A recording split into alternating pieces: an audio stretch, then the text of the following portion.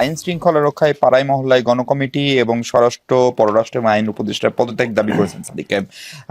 রবি ভাই, আপনার কাছে খুব সংক্ষেপে যদি বলেন, এই গণকমিটি আসলে কি প্রচলিত আইন শৃঙ্খলা ব্যবস্থার প্রতি অনাস্থা কিনে এবং স্বরাষ্ট্র উপদেষ্টার সামনে দাঁড়িয়ে তার এবং তার দুই সহকর্মীর পদত্যাগ দাবি, সেটাকেই বা কিভাবে দেখছেন?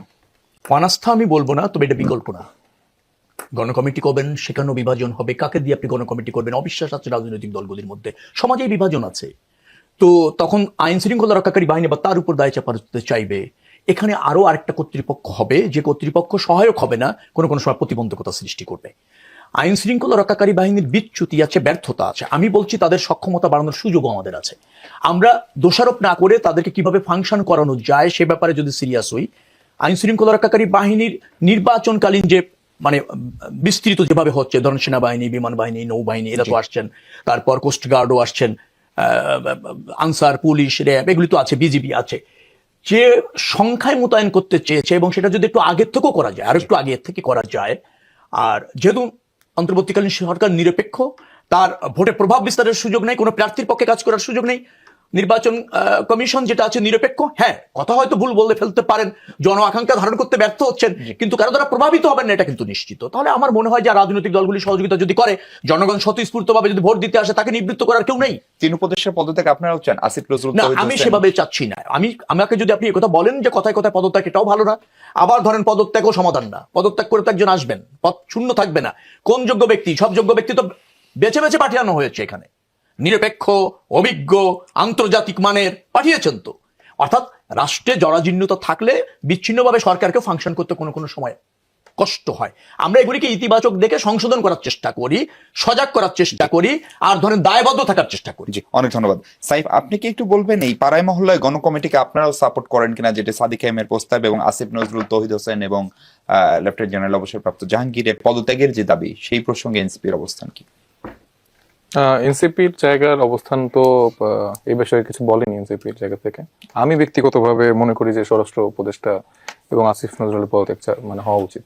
কারণ এই দুইজন ব্যক্তি, কিন্তু প্রথমে উল্লেখ করেছিলাম যে যেভাবে দায়িত্ব পালন করা হচ্ছে সেটা করেনি, এবং প্রায় মানে 72 ঘন্টার বেশি সময় পার হয়ে যাওয়ার পরও আসলে আমরা কোনো খুনিকে আসলে গ্রেফতার হতে দেখিনি। তো সেই জায়গা থেকে আসলে তারা বিভিন্ন জায়গায় আলু, পটল এই টাইপের বক্তব্য দিয়ে বেড়াচ্ছে। তো তাদের সেই দায়িত্বের জায়গাটা থেকে আসলে তাদের সেই পজিশন হোল্ড করার সুযোগ নেই। এবং আমি মনে করি যে শুধুমাত্র এটা জাহাঙ্গীর সাহেবকে উল্লেখ করলে হবে না, সে আসলে কাদের কথায় চলছে, তার উপরে আরো কে আছে, সেগুলো আসলে মানুষের আস্তে আস্তে একজনই আছে, তার উপরে আরো কিছু মানুষ থাকতে পারে। আচ্ছা, তো সেই জায়গাগুলো আসলে আস্তে আস্তে জনগণের ক্লিয়ার হওয়া উচিত আমার মনে হয়। আর যদি থেকে থাকে তাদেরও ক্লিয়ার করা উচিত। তারা যদি কারো আজ্ঞাবহ হয়ে কাজ করে থাকে, তো সেটা আসলে বলো। পাড়া মহল্লায় গণকমিটি করার যে প্রস্তাব দিয়েছেন, সেটাও হতে পারে, মানে এটা যদি সাংগঠনিক ভাবে শিবির এটা করতে চায়, সে করতে পারে। এটা যার যার দলীয় জায়গা থেকে তাদের একটা পরিকল্পনা থাকতে পারে। না, কিন্তু সেটা আইন শৃঙ্খলা বাহিনীর প্যারালাল হবে কিনা? না, এটা তো আসলে যে উদ্দেশ্যের কথা বলছে, তারা সেখানে পতিত ফ্যাসিবাদের দোসর, তাদের সহযোগী, তাদেরকে চিহ্নিত করা, ধরে পুলিশে দেওয়া, সেই কাজগুলো করবে। তো সেটাই 15 মাস কেন না করে এখন করলে সেটা একটা নতুন, সেটা যৌক্তিকভাবে তো আসলে হওয়া উচিত না। কিন্তু আবার যদি আমি চিন্তা করি যে এই 15 মাসের যে এরকম পরিস্থিতি দাঁড়িয়েছে, সেক্ষেত্রে আমাদের জানমালের নিরাপত্তার একটা জায়গার ঝুঁকি তৈরি হয়েছে, সেখান থেকে হয়তো কিছুটা আবেগপ্রবণ হয়ে উনি এই মন্তব্য করতে পারেন। তবে আমার জায়গা থেকে আমি মনে করি যে আমাদের বরঞ্চ প্রশাসনকে স্ট্রং কিভাবে করা যায় এইটার দিকে বেশি ফোকাসড হওয়া উচিত। কারণ আমি তো নিজের হাতে অস্ত্র তুলে নিয়ে নিজের নিরাপত্তাটা ওইভাবে নিশ্চিত সবসময় করতে পারবো না। পরিষ্কার আপনার বক্তব্য একদম। আলমাউন রাসেল, একই প্রশ্ন আপনার কাছে। গণকমিটি কতখানি কাজ করবে এবং গণকমিটির কাজের পরিধি কি হবে, আর এই 3 উপদেষ্টার পদত্যাগ দাবি কতখানি যৌক্তিক এই শেষ সময় এসে?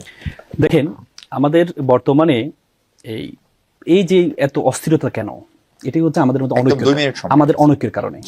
আমাদের কিন্তু কমন এনিমি আছে, আইডেন্টিফাই করা আছে, তারপরে আমাদের মধ্যে অনৈক্যের কারণে কিন্তু তৃতীয় শক্তি মাথা ছাড়া দিচ্ছে।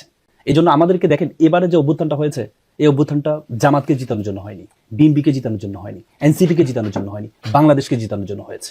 এই জন্য বাংলাদেশকে যদি এখন রক্ষা করতে হয়, প্রত্যেককে ইউনিটি ইন ডাইভার্সিটি, বৈচিত্র্যতার মধ্যে ঐক্য লাগবে। ঐক্য ছাড়া এই বাংলাদেশকে জেতানো সম্ভব না। তারপরে দেখেন, আমার আলোচকের একটা বিষয়, মেজর আখতারুজ্জামান নিয়ে একটা কথা আসছে, যে উনি বলেছেন যে আখতারুজ্জামানকে জামাতে যুক্ত করলো, জামাত ওনাকে যুক্ত করে না, উনি যুক্ত হয়েছে কি হিসাবে?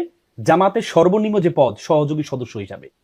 জামাত এমন একটি ক্যাডারভিত্তিক দল, যে দলে আপনি চাইলে সরাসরি এসে আপনি এমপি প্রার্থী হতে পারবেন না, চাইলে সরাসরি এসে আপনি কেন্দ্রীয় কমিটির উপদেষ্টা হতে পারবেন না।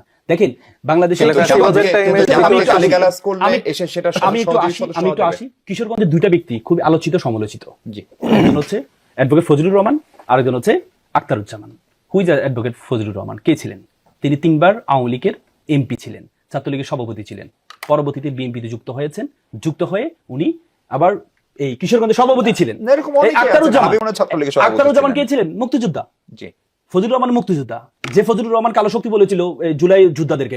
আমি একটু কোশ্চেন করছি আপনাকে, আখতারুজ্জামান 2018 সালে বিএনপি ইলেকশন করেছে এবং 5 বার, আমি আসি 5 বার তাকে বহিষ্কার করা হয়েছে, 5 বার আবার তাকে ওন করা হয়েছে। 24-এ উনি 18 সালে, এরপরে উনি নিজে ব্যাখ্যা দিয়েছেন উনি 2.5 বছর উনি কোনো দলের সাথে যুক্ত ছিলেন না যখন বিএনপি তাকে বহিষ্কার করেছে। 24-এ কাদের হয়ে ইলেকশন করেছে? উনি কোনো দলের সাথে ছিলেন না, উনি নিজে ক্লারিফাই করেছেন। তাহলে একজন জামাত, আমি মনে করি ডিসেম্বর মাস বিজয়ের মাসে একজন মুক্তিযোদ্ধা জামাতে যুক্ত হওয়ার মাধ্যমে মুক্তিযোদ্ধাকে সম্মান দিয়েছে, খুবই সম্মান দিয়েছে। আর তিন উপদেষ্টার পদত্যাগ, আমাকে একটু বলতে দিতে হবে, তিন উপদেষ্টার পদত্যাগ চান কিনা? খুবই হাস্যকর একটা চুক্তি উনি দিয়েছেন। তিন উপদেষ্টা প্রসঙ্গে প্রশ্নের একটা আমি মনে করি তাদেরকে নিয়ে প্রশ্ন অনেকবার উঠেছে, ন্যায় বিচার নিশ্চিতের ক্ষেত্রে আপনি দেখেন এই যে ফয়সাল এই শুট করেছে, সে ফয়সাল কিভাবে জামিনটা পেল?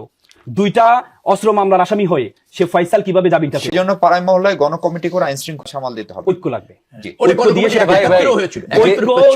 সেটাকে সমাধান করতে হবে, নাকি শুধু একটি দলের গণকমিটি? সবার জন্য আমাদের কমন এনিমি এক, আমাদেরকে দেশের সাথে সময় দিতে চাই। যদি আমার উনার জুলাইয়ের সময়কার যে ভূমিকাটা ছিল ওইটা কিন্তু পুরোপুরি এড়িয়ে গেল এবং অস্বীকার করলো এবং এমন একটা ফালতু একটা ব্যাখ্যা দিল, এটা তার থেকে আমি এক্সপেক্ট করি।